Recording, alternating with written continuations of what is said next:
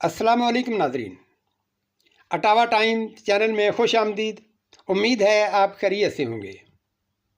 تو friends, film review series کے سلسلے میں آج ہم جس فلم کا ریویو آپ کی خدمت میں پیش کرنے جا رہے ہیں وہ ہے بیک وقت اردو اور پنجابی زبان میں بنائی گئی ہدایت کار منشی دل کی پہلی پاکستانی فلم شمی۔ لیکن ناظرین، اس سے پہلے چینل کو سبسکرائب کر لیجئے، بیل آئیکن بھی پریس کیجئے اور اگر ویڈیو پسند آئے تو اسے لائک اور شیئر بھی ضرور کیجئے۔ ویورز، یہاں فلم ریویو سے پہلے اس فلم کی پروڈیوسر ملکہ پکھراج کا تعارف کرانا بھی ضروری ہے۔ ملکہ پکھراج کا تعلق مقبوضہ جموں کشمیر کے ایک فنکار گھرانے سے تھا۔ وہ پاکستان کی ایک معروف غزل گائک اور لوک گلوکارہ تھیں۔ 1940 کی دہائی میں ان کا شمار ہندوستان کی نامور پیشہ ور گلوکاروں میں ہوتا تھا۔ پھر قیام پاکستان کے بعد وہ ہجرت کر کے مستقل طور پر لاہور آ گئیں اور یہاں انہیں ان کی فنی خدمات پر اس وقت کے صدر پاکستان محمد ایوب خان کی جانب سے پرائڈ آف پرفارمنس سے بھی نوازا گیا۔ وہ معروف پاکستانی گلوکارہ طاہرہ سید کی والدہ تھیں اور ان کا 2004 میں 92 برس کی عمر میں انتقال ہوا۔ تو آئیے اب آتے ہیں اپنے اصل موضوع یعنی فلم شمی پر ریویو کی طرف۔ دوستو، یہ 1950 کی بات ہے جب ملکہ پکھراج نے ممبئی سے لاہور آ کر پردھان فلم اسٹوڈیو اپنے نام الاٹ کرا لیا۔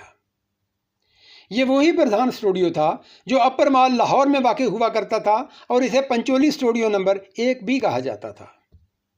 اس کے مالک سیٹھ دل سکھ ایم پنچولی مستقل طور پر بھارت شفٹ ہو چکے تھے، اس لیے اسے متروکہ پراپرٹی قرار دے دیا گیا۔ چنانچہ ملکہ پکھراج نے اسے اپنے نام الاٹ کرا لیا اور بطور فلم ساز یہاں اپنی پہلی فلم شمی شروع کر دی۔ ملکہ نے منشی دل کو، جو ممبئی کے شہرت یافتہ فلمی مصنف اور ہدایت کار تھے اور اب کراچی کے الائٹ تھیٹر میں ڈرامے ڈائریکٹ کر رہے تھے، لاہور بلوایا۔ شمی کی ڈائریکشن انہیں سونپی اور فلم کا آغاز ہو گیا۔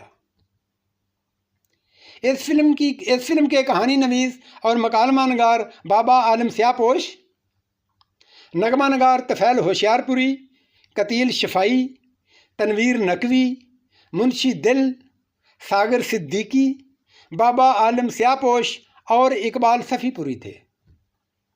موسیقی ماسٹر عنایت حسین نے ترتیب دی جبکہ عکاسی کے فرائض احمد اللہ اجمیری نے انجام دیے۔ فلم کی کاسٹ میں شمی، سنتوش کمار، غلام محمد، ایم اسماعیل، اجمل، شولہ، ببو، مایا دیوی، غوری، ابو شاہ، فضل شاہ اور حامد کے نام نمایاں تھے۔ اس فلم کی کاسٹ میں اداکارہ ببو کا نام خاصا اہمیت کا حامل ہے اور ان کا تعارف بھی خاصا دلچسپ اور انفارمیٹو ہے، لیکن یہاں وقت کی کمی کے باعث میں اس کو تفصیلاً بیان نہیں کر سکتا، چنانچہ میرا وعدہ ہے کہ اپنے آئندہ کسی ویلاگ میں اس پر بات ضرور کروں گا۔ البتہ فلم کی ہیروئن شمی کے بارے میں صرف اتنا ہے کہ یہ وہی اداکارہ ہیں جو اس سے قبل فلم شاہدہ، بے قرار اور شاید دو کنارے میں بھی بیبی شمشاد کے نام سے کام کر چکی تھیں، لیکن اب اسے پہلی بار فلم کے نام کی مناسبت سے فلمی نام بھی شمی ہی دے دیا گیا اور پھر وہ ساری عمر اسی نام سے جانی جاتی رہیں۔ یہی شمی ہمارے پاکستانی فلموں کے معروف ہیرو بلکہ جنگجو ہیرو لالا سدھیر کی اہلیہ بھی رہیں۔ شمی میں پنجاب کی دیہی زندگی کی صحیح طور پر عکاسی کی گئی، تاہم فلم میں کئی کردار ایسے بھی تھے جن کا کہانی سے دور کا بھی کوئی واسطہ نہ تھا اور یقیناً یہ کردار فلم کو مزاحیہ ٹچ دینے کے لیے شامل کیے گئے تھے۔ مثلاً ہجڑوں کا رول قطعی غیر ضروری تھا، لیکن اس کے باوجود تماشائیوں نے اسے انجوائے کیا۔ اس فلم میں اگرچہ اردو اور پنجابی دونوں زبانوں کو استعمال کیا گیا، تاہم فلم کا زیادہ تر حصہ پنجابی میں تھا۔ صرف 2 ہی کردار ایسے تھے جو اردو بولتے تھے۔ اداکاروں میں غلام محمد سب پر بازی لے گیا۔ اس نے ایک سادہ لو دیہاتی کا کردار بڑی خوبصورتی اور مہارت سے ادا کیا۔ ایم اسماعیل نے دیہاتی گنڈے اور ٹھگ کا رول اچھی طرح نبھایا۔ اجمل نے بھی اپنے کردار سے خوب انصاف کیا، البتہ سنتوش کمار کی اداکاری کوئی خاص متاثر نہ کر سکی۔ اس کا چہرہ پوری فلم میں سپاٹ اور کسی بھی قسم کے تاثرات سے عاری ہی رہا۔ شمی کی بطور ہیروئن یہ پہلی فلم تھی اور قبل ازیں 2-3 فلموں میں چائلڈ رول کرنے کے باوجود ابھی تک اس کی کیمرے کے سامنے آنے کی جھجک دور نہیں ہوئی تھی۔ مزاحیہ اداکار گوری اور ابو شاہ نے ہجڑوں کے رول میں زبردست پرفارمنس دی۔ مایا دیوی، ببو اور فضل شاہ کی اداکاری بھی بری نہیں تھی۔ فلم میں کل 8 گیت شامل کیے گئے جو تقریباً آدھی درجن سے زائد شعراء نے لکھے تھے، اور یہ کوئی قابل تحسین اقدام نہیں۔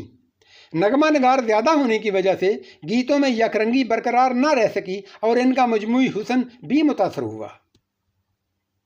فلم میں ایک قوالی سمیت 4 گیت اردو جبکہ باقی 4 پنجابی زبان میں تھے۔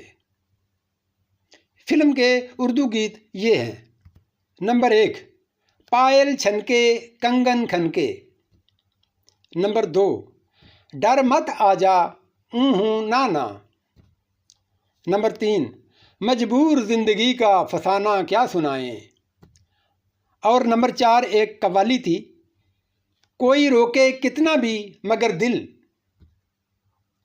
جبکہ پنجابی گیت یہ ہیں: نمبر 1 نی ایک واری آجا سانو مکھڑا وکھا جا، نمبر 2 ڈگ ڈگ ڈگ بچ کڑیے، نمبر 3 میرا نرم کالجا ڈولے، اور نمبر 4 میری اکھ مستانی پھڑکے دل تڑکے۔ ان گیتوں پر عنایت حسین بھٹی، ملکہ پکھراج، منور سلطانہ، نسیم اختر، اقبال بیگم اور زینت بیگم نے اپنی آوازوں کا جادو جگایا۔